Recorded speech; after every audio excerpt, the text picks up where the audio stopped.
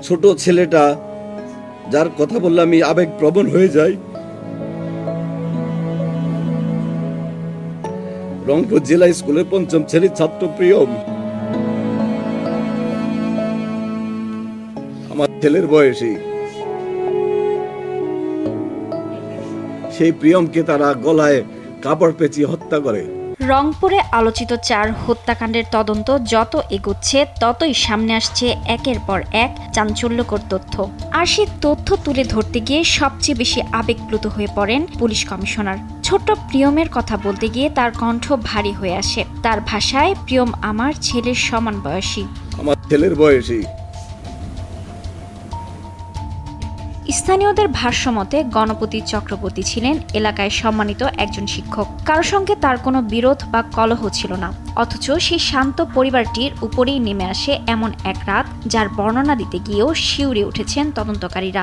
উনার ছাদে বসে আড্ডা দেওয়ার ব্যাপারে জিজ্ঞাসা করলে, চ্যালেঞ্জ করলে, ওই দুইজন খুনি আসামিরা তাদের পরিচয় প্রকাশ না করার জন্য, সমাজে তাদের যেন পরিচয় প্রকাশ না হয়ে যায়, তাৎক্ষণিকভাবে ওই স্যারের গলায় যে গামছাটা ছিল সেই গামছা দিয়ে পেঁচিয়ে উনাকে সেখানে হত্যা করেন।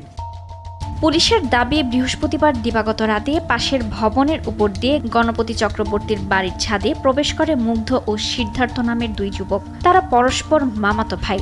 ছাদে বসে তারা মাদক সেবন করছিল বলে তদন্তে উঠে এসেছে। স্যারকে খুন করা হচ্ছে, তখন উনি বাঁচার জন্য আপ্রাণ চেষ্টা করে এবং কিছু শব্দ হয়। শব্দ শুনে গণপতি চক্রবর্তী স্যারের স্ত্রী প্রীতিলতা চক্রবর্তী ওরফে ভোলা এই ম্যাডাম উপরে আসার চেষ্টা করেন। সিঁড়িতে তিনিও হামলার শিকার হন। মায়ের চিৎকার শুনে এগিয়ে আসেন তার মেয়ে প্রার্থী চক্রবর্তী। শেষ পর্যন্ত তিনিও রেহাই পাননি। খুনিদের বক্তব্যে আমি যেটা শুনলাম, প্রার্থী চক্রবর্তী মারা যাচ্ছিল না, প্রায় 4-5 মিনিট লাগে তার প্রাণ যাওয়ার ক্ষেত্রে। সেই সময় তারা রশি দিয়ে তার গলায় এবং মুখে পেঁচিয়ে ধরে। তারপর আসে সেই মুহূর্ত যা তদন্তকারী কর্মকর্তাকেও আবেগপ্রবণ করে তুলেছে। পরিবারের ছোট ছেলে প্রিয়ম। রংপুর জেলা স্কুলের 5ম শ্রেণীর এই শিশুটিকেও হত্যা করা হয়। রাতে পরিবারের 4 জন সদস্যকে হারায় চক্রবর্তী পরিবার। সেই প্রিয়মকে তারা গলায় কাপড় পেঁচিয়ে হত্যা করে। হত্যা করার পরে সকাল হয়ে যায়। কিন্তু ঘটনার পরও ওই 2 যুবক বাড়ি থেকে বেরিয়ে যায়নি। পুলিশের তদন্তে এমন তথ্যই উঠে এসেছে। বরং হত্যাকাণ্ডের পর তারা কিছু সময় ওই বাড়িতেই অবস্থান করে। পরে সেখানে মাদক সেবনেরও আলামত পাওয়া যায়।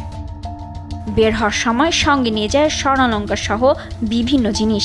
তদন্তকারীরা বলছেন, পুরো ঘটনাটিকে ডাকাতির ঘটনা হিসেবে দেখানোর জন্য বাড়ির বিভিন্ন জিনিসপত্র ইচ্ছাকৃতভাবে এলোমেলো করা হয়েছিল। এর মধ্যে সিদ্ধার্থ, সে একটা স্বর্ণের দোকানের কারিগর, কাজে সে কোনটা স্বর্ণ কোনটা ইমিটেশন সে চিনে। স্বর্ণের চুড়ি কিনা পরীক্ষা করার জন্য আগুন দিয়ে টেস্ট করা হয়েছিল। তখন আমরা অনুমান করেছিলাম স্বর্ণের কাজে অভিজ্ঞ হয়তো কেউ থাকতে পারে। শুধু তাই নয়, বাড়িতে থাকা 2টি মোবাইল ফোনও তারা ডিটারজেন্ট মেশানো পানিতে ভিজিয়ে রেখেছিল বলে পুলিশের কাছে দেয়া জবানবন্দিতে উঠে এসেছে।